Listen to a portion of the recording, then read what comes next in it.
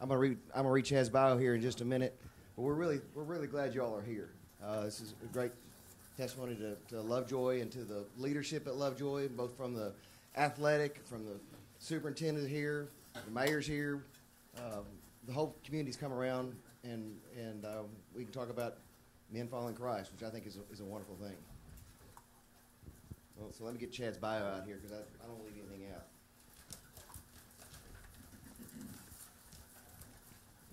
Chad is a 3-time Super Bowl champion and Air Force veteran, and his success began long before his professional football career.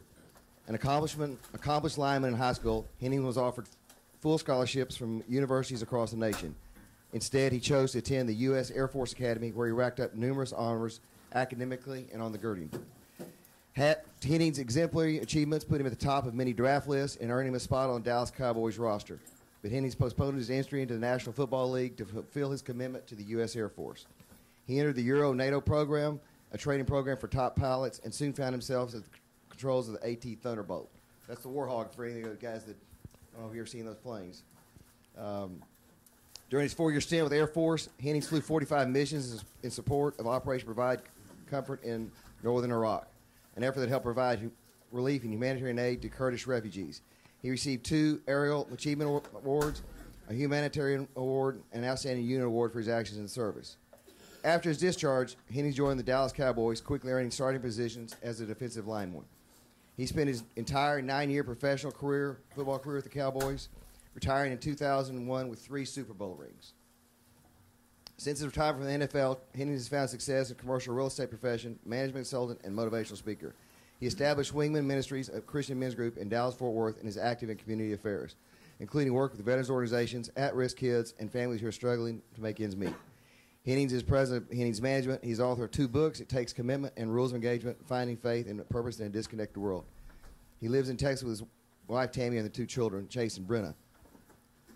2 things I want you, I'm going to sum that up. Chad was a stud. He is a stud. He could have gone anywhere he wanted to school and chose to go to the Air Force so he could serve his country. After he got out of the Air Force, drafted into the NFL, he put that on hold so he could go over there and serve his country and fly airplanes in the Iraq War. Then he came back and won 3 Super Bowls. That's the one thing I want you to remember. The second thing I want you all to remember is that I have 3 daughters at this school. Chad and I are friends. I have his phone number, and he's bigger than anybody in this room.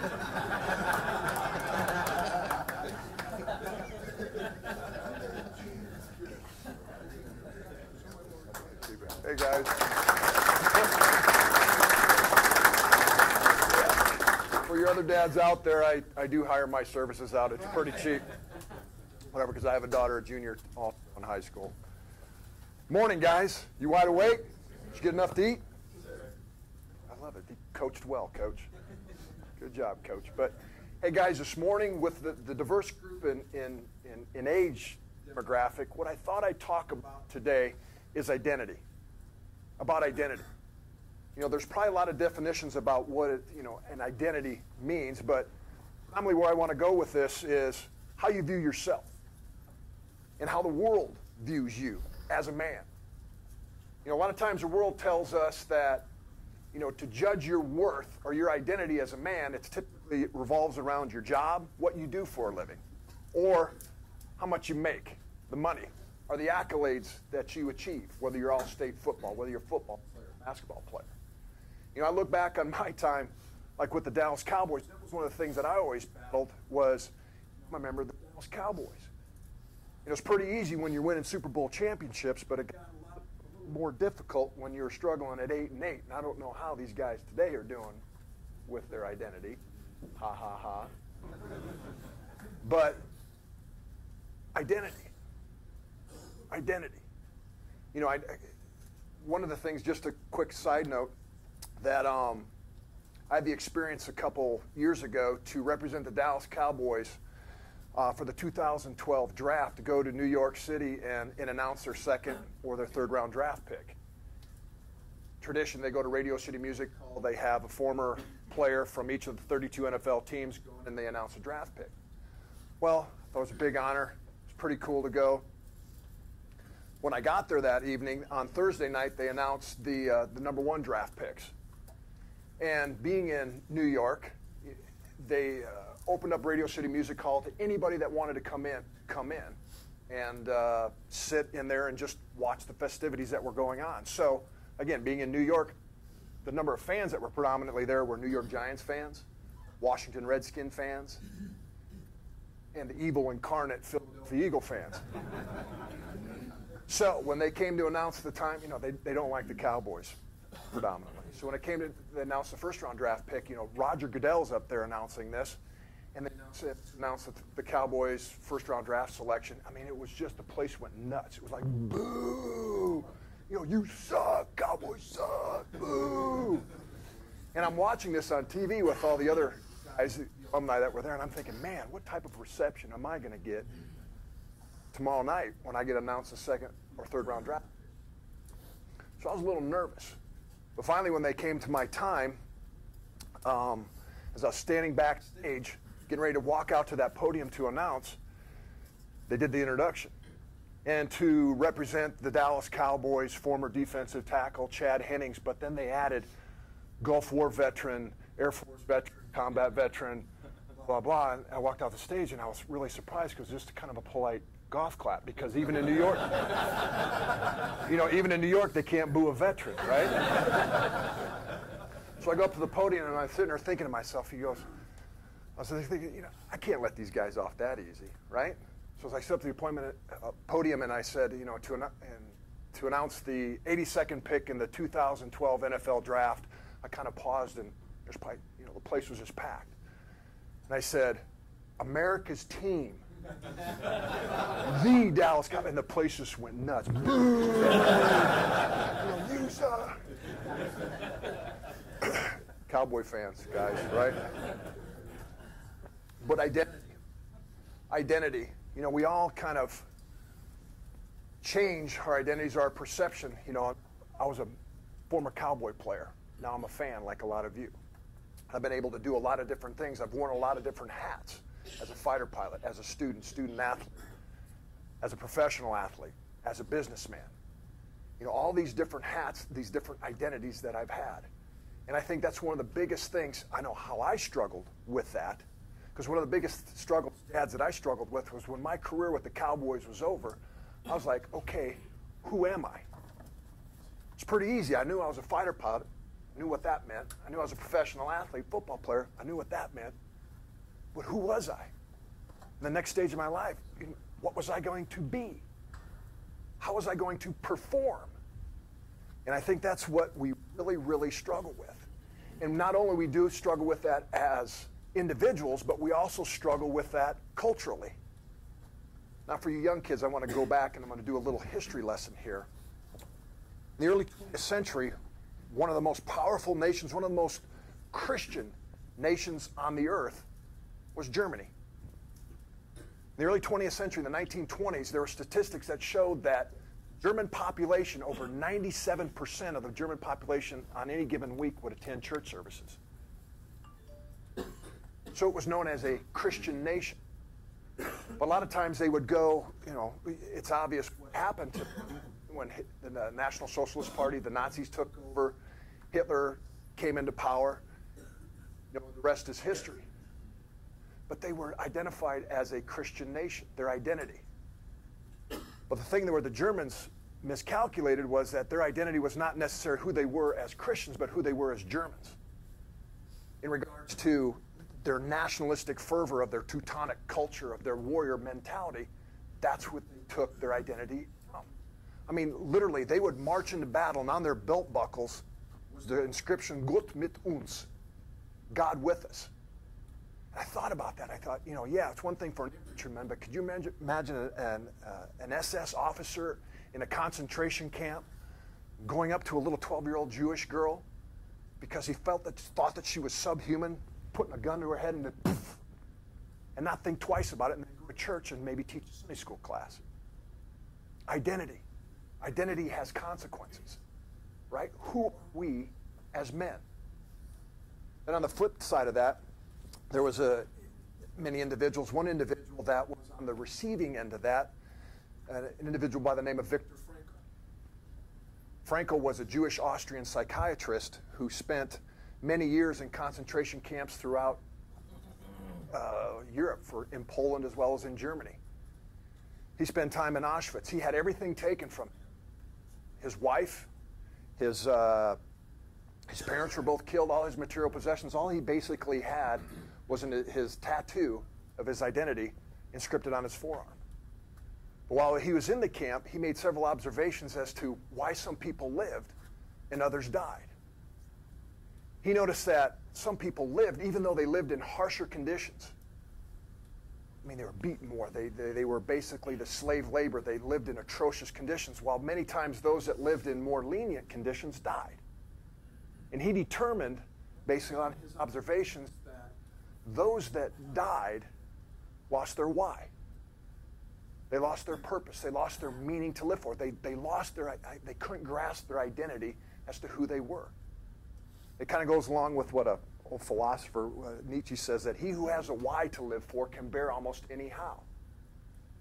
Bottom line translation, that he who has a purpose, a meaning to live for, you can walk through anything to achieve it.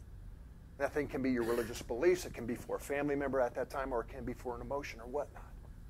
But purpose. And when I read his book, Man's Search for Meaning, I thought, okay, guys, and for me, what was my why? Why am I here? What was my identity? You see, I had really struggled with that. My whole identity, my whole purpose as a young man, like a lot of you young men, I grew up with athletics. My identity was based upon performance. Who I was based upon how well I did in the classroom, on the football field, on the wrestling mat. That's what my identity was formulated. For example, let me tell you, I grew up in Iowa.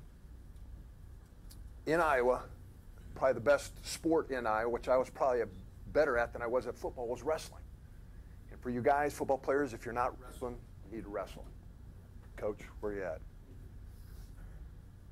Not wrestling, Coach. Wrestling coach. Okay, there you go. That's got it. I wanted to put a plug in for wrestling, just sidebar. But no, I wrestled.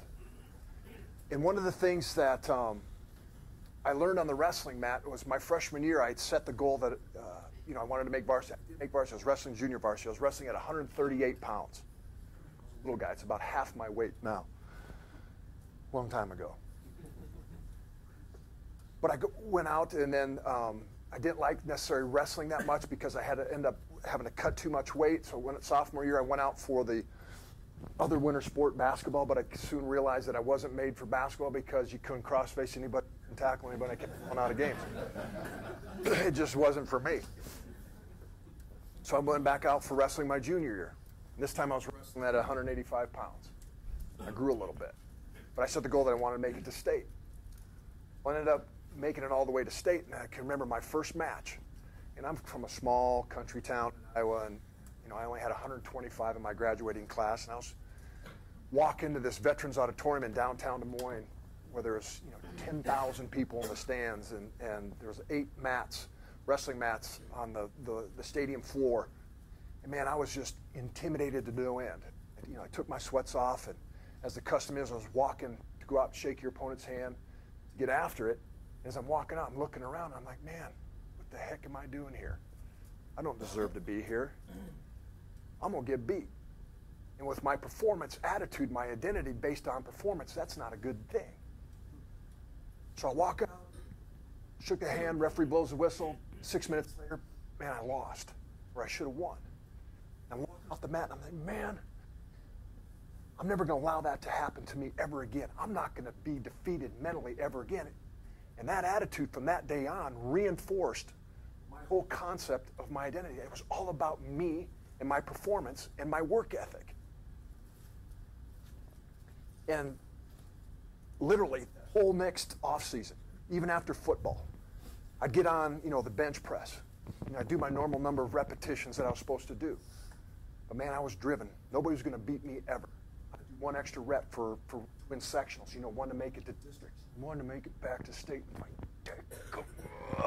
One to win state. I lived, I breathed, I slept wrestling. I visualized myself every night before I go to sleep doing different wrestling moves, single leg takedown, double leg takedown, fireman's carry, whatever it took.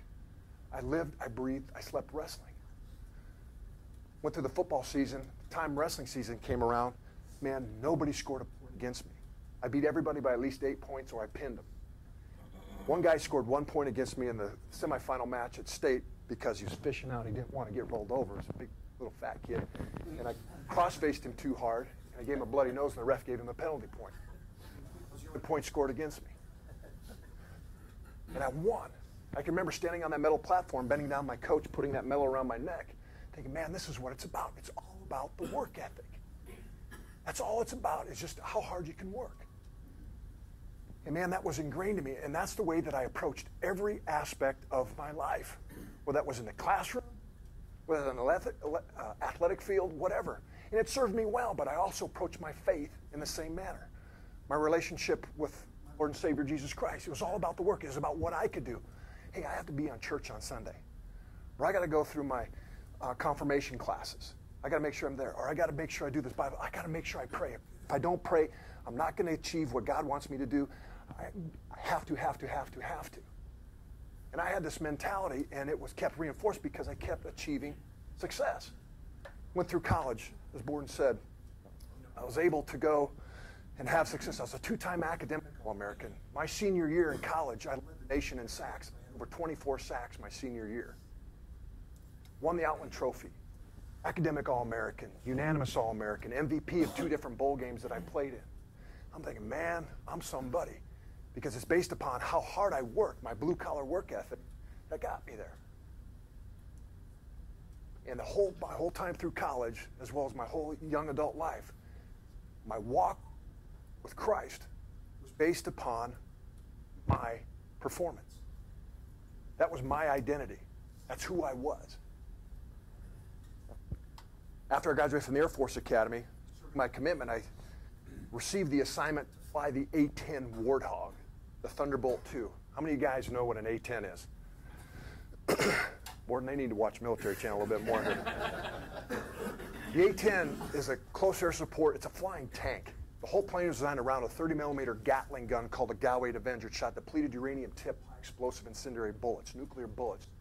Squeeze the trigger, 4,000 rounds a minute. I'd squeeze the trigger for a second. That's over 100 rounds of depleted uranium coming out. I could shoot and cap a tank from over 15,000 feet away, 3 miles away, and kill it with just my gun. That's penetrating over 2.5 inches of armor. You know, back in the day, Borden loves to hear this story. Back in the day, when I first started to fly the jet, it didn't have all these advanced avionics on it. Literally, when you were shooting the gun, you hunters out there, you heard the term Kentucky windage, you know, elevation into the wind. You know, that's what we would basically do with the A-10. We'd have to calculate in our own mind, okay, I know it's about a 6,000-foot long-range strafe shot. I got to elevate a little bit, pull the jet back, kick in a little rudder, put it right there. But that's one of the things we used to have an expression in the Air Force called TLAR. T-L-A-R. Looks about right. Serious about that. But fly that jet was awesome because our whole time is the jet was designed to fly really low. I sat in a titanium bathtub. I could take a 20-millimeter shell point blank and it wouldn't penetrate the cockpit. This is a lineman's dream to fly this plane. This bad, you know what. And we would go down, and I would fly missions into northern Iraq. When we first get there, I would fly, 100 feet above the ground. Sometimes we go on little sightseeing expeditions, and you'd find yourself going down a road, and you're seeing utility poles at your sides off your peripheral vision. You think, oh, I better pull up a little bit. But it was cool. I mean, it was awesome. Every mission that I would fly, I'd take off out of Turkish airspace at Incirlik, Turkey, near the city of Adana, near the city of Tarsus, where St. Paul and Mary was buried. And we would go, and I'd fly across the southern Turkish, northern Syrian border, dip into northern Iraq. Every time I'd air refuel, I'd air refuel out of, go back into Turkish airspace, and you could see Mount Ararat off in the distance. You know, from my performance-based mentality that I had with my faith, this was cool. I mean, this is where it all started. This is where Abraham left Ur of the Chaldeans, and he went down into the promised land of Canaan. I was like, man, it had a very surreal effect on me. And like my performance-based mentality, as a Christian, I'd attend chapel services on Sunday if I wasn't flying on base. In Turkey still being predominantly a Muslim society, there'd be Turkish nationals that were Christians would come on base to worship in the chapel services. Engaging with them, you'd hear stories about Christians being persecuted for their faith, Christians being verbally accosted, verbally abused, and even some in the far northern or eastern regions of Turkey being martyred, killed for their faith. You know, it's one thing to watch it on Fox News or CNN to see all the skirmishes, and they talk about the persecutions of Christians throughout the world. You know, but it's one thing to actually be engaged with people that have had loved ones that are actually walking through this. And it had an impact on me to the point that, you know, here we are, we live in the greatest nation in the history of mankind, where we have the freedoms to worship as we choose, where we don't have to worry about some secret police busting down these doors and arrest each and every one of us because we're here gathering together, talking about Jesus Christ, talking about our faith. Not everybody in the world has those privileges, those freedoms. So my performance-based mentality, after experiencing this, I said, okay, you go back on your experiences. What made me a success on the athletic field? What made me a success, you know, flying jets, A-10s? My work ethic. You know, here I am taking my faith for granted. What do I need to do? I need to work harder at it. After my first 3-month rotation, I go back. It was just my wife and I were just married for a year and a half. I said, okay, honey. Went back to the base where I was stationed in England, the UK. We need to work harder at our faith. Here's what we're going to do. We go to church on Sunday. Let's get involved in that couple's Bible study. There's that chaplain that's begging us to get involved with that couple. Let's do that. Let's do that daily devotional together that we've always talked about. Let's become more disciplined. Let's hone in more on what we can do to improve our faith, our walk with God. Let's see how much more we can do. So, hey, man, we did it. It was working great. My life was continuing to be blessed. A couple months after that, our armed forces went through a reduction in force. They waived my commitment along with hundreds and thousands of other guys, which allowed me to go leave the Air Force to go play for the Dallas Cowboys. 3 of my first 4 years in the NFL, I won one of these, a Super Bowl championship ring. Life was good. Same thing. My faith walk with the Cowboys was pretty much the same way. I'd attend chapel services before the game, attend church, you know, make sure everything was the way it was supposed to be. My life couldn't have been better. I was making more money than I ever thought I'd make, playing for Super Bowl Dallas Cowboys, Super Bowl champion Dallas Cowboys. I had a young son, Chase, who was 2.5 at the time, and my life was good. Then after Super Bowl 30 in 1996, actually a month from now, February 16th, my life changed pretty much forever. God allows certain experiences in your life, certain pain, certain sufferings, sometimes to help mold us. I don't know of a better teaching tool than there is than pain and suffering. Not all pain is bad. God can use all things for his good. But on that day, my son Chase, who was again 2.5, woke up with a fever. Take him to the hospital, take him to his pediatrician. You know, hey, he said, go home, give him some Tylenol, whatever. Hopefully it gets better. Nothing we can really much do for him. Well, it continued to get worse. He kept getting a spike in these fevers, and he got to the point where he couldn't walk, the soreness all over. So we take him to the hospital. They poke, they prod, they draw blood. They don't know what the heck's going on with him. We ended up spending 5 days, 6 days at the hospital, and nothing ever came to fruition. We didn't know what the heck's going on, and Chase is continuing to get worse and worse and worse. So we take him home. You know, we release diagnosis of fever of an unknown origin. You know, what the heck's that? So we take him home, and we try and make him feel better, but man, it kept getting worse. I mean, it's like clockwork. His temperatures go 101, 102. You give him his children's Motrin. You can only give him a dose every 4 hours.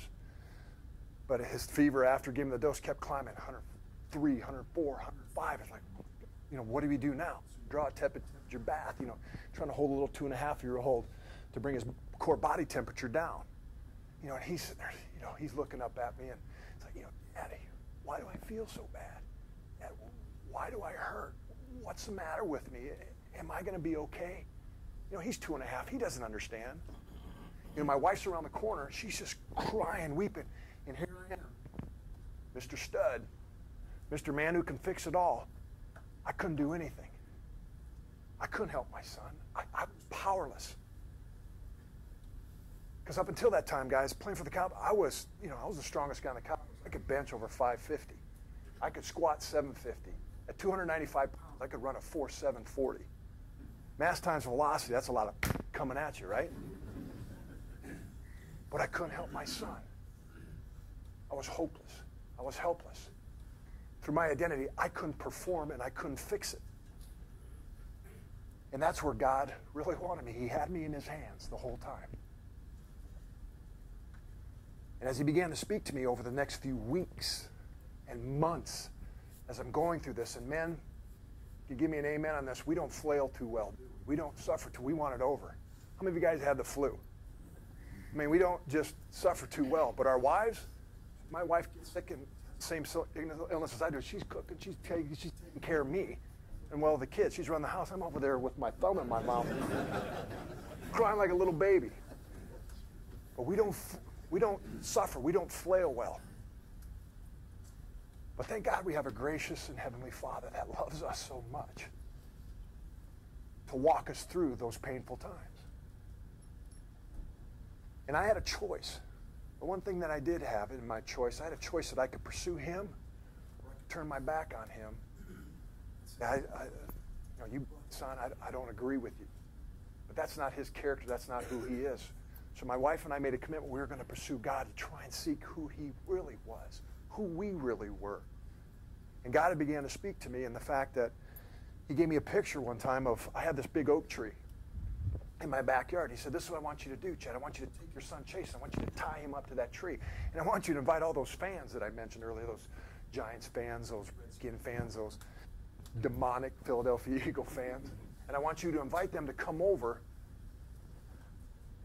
and throw stones at Chase. Call him names. Would you do that for me? And I'm like, my reply was, no, God, that's my job. I'm his dad. I'm supposed to fix it. I'm supposed to take care of it. My identity was that through my own strength, I could fix it. I could do it. You see, I had the mentality that, you could have taken away all the money that I had earned ever. And it wouldn't matter. I'd just work harder and I'd get it back. You could put me in the middle of the Sahara Desert. It wouldn't matter. I'd work harder and find my way out. But I couldn't help my son. And they got up the ante with that too. He came back and he said, would you allow them to kill your son, Chase? Would you do that for me? And I was like, no, God, again, that's my job. But finally the light bulb went on. I don't know whether it's, playing football for 19 years, I've been hitting the head too many times, it takes time for things to sink in, or just because I'm a man.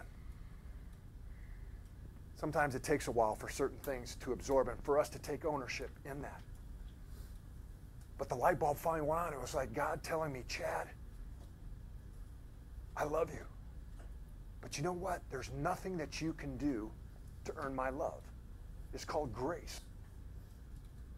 I sent my son, Jesus Christ, to come to live the perfect sinless life, to take your sin, past, present, and future, on the cross, on him, and wipe the slate clean once and for all. You can't do it. No matter what you think you have to do, you can't earn my love. It is a gift. And you talk about a whole weight being lifted off my shoulders, because I grasp that. Don't get me wrong, it is important to work hard, to bust your butt. In competition. So if you're a Christian, pop a guy in the mouth across the line from you, whatever. You get after it. But in regards to your faith, is a gift. It is grace. I mentioned that I can do all things. One of my favorite verses is Philippians 4:13. I can do all things through Christ who strengthens me. When I used to sign my autograph prior to this period of my life, I was like, yeah, I can do all. I concentrate on that first verse. I can do all things. But it's through my weakness, through my inability to overcome, that I found where God's true strength is. And guys, that's what I want to tell you, the message today. It doesn't matter what you do. Managing director of Higginbotham, doesn't matter. Former fighter pilot, coach, student, football player, basketball player. That's not who you are. You are a profess a belief in Jesus Christ. Walk with him. You are a son of the living God. And our main purpose in life is to worship him and to make his name known. That's primary. But it's through those things that you do. Winning Super Bowls, by flying missions, by conducting business, by getting good grades, by doing the best that you can, that you bring glory and honor to him. It's not about us. It's all about serving the living God. And I can tell you guys, the other thing about with this, it's not, we weren't meant to Rambo it. We weren't meant to walk it alone. You have to surround yourself with other men. That's the whole purpose of Wingmen. We're here to form those transparent, Christ-centered, masculine relationships where we can accept, to affirm, and hold one another accountable. That's what we need. Because if you're off by yourself, you're going to get picked off. It's not a matter of if, it's a matter of when. You're going to go down. We need to lock arms with each other. For example, when I was flying jets in combat, I'd always go out with a minimum of one other jet. So there'd either be two of us or potentially four of us going out to accomplish a mission. If I didn't take care of my wingman didn't take care of me, the likelihood of us accomplishing our mission went way down. Likelihood of something bad happening to us, getting shot down, mechanical malfunction, having to punch out, whatever, that went way up. But guys, as I wrap it up here, I want to emphasize for you young guys, for your dads that are here, God loves you.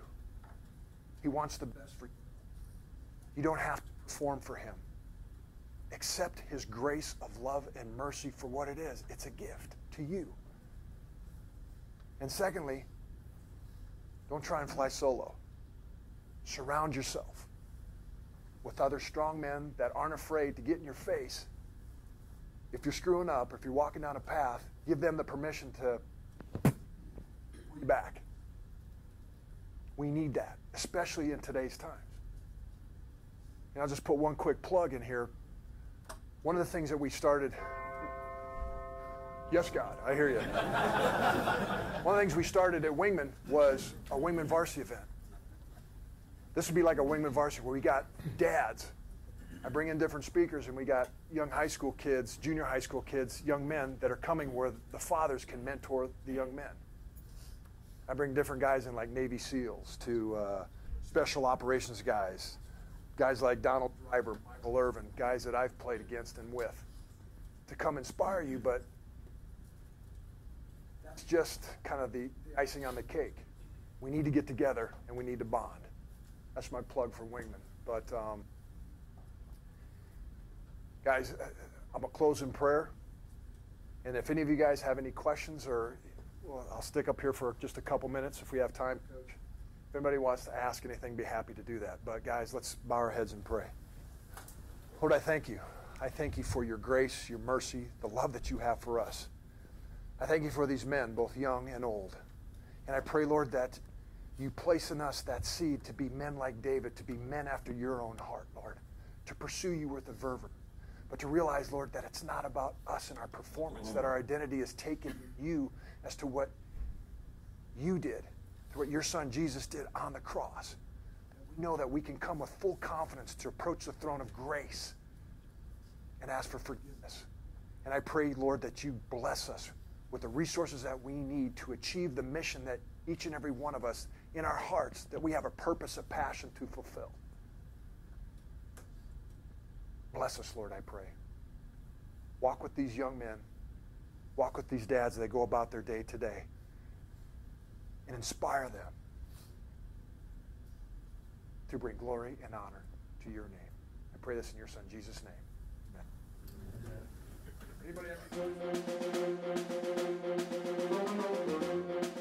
Thanks for your support of Wingmen Ministries. We would love to hear your comments about today's show and help you get connected with other men in your local area.